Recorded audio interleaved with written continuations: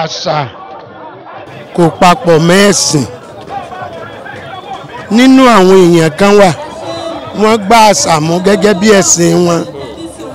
Àwọn kan sì gbà pé ordinary àṣà ni kì í ṣe ẹ̀sìn. Ara pé à ń gbàgbé àṣà òun náà láti bá débi wípé èdè wa pàápàá ó ń sọnù. À ń sọ àmúlùmúlà, à sọ bó ṣe yẹ ká sọ mọ́.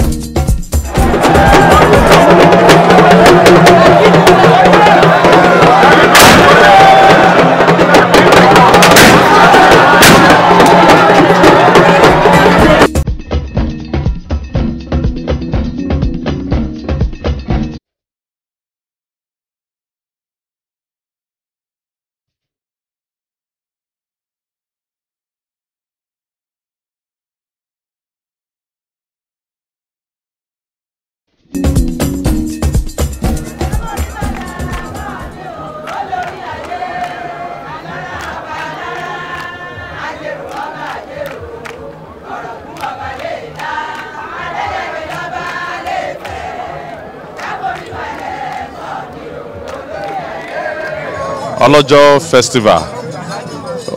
festival tó tabaláyé náà ni ó ti bẹ́tọ̀ ti ń ṣe.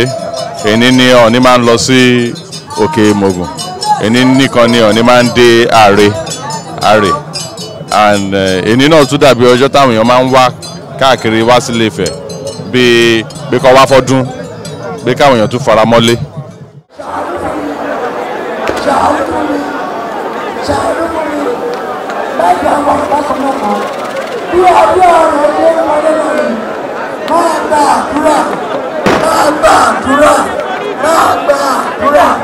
Kí ayé mi tó má ṣe rí bákan náà, ó ti ṣe ṣe. Ẹ bá mi ṣe náà.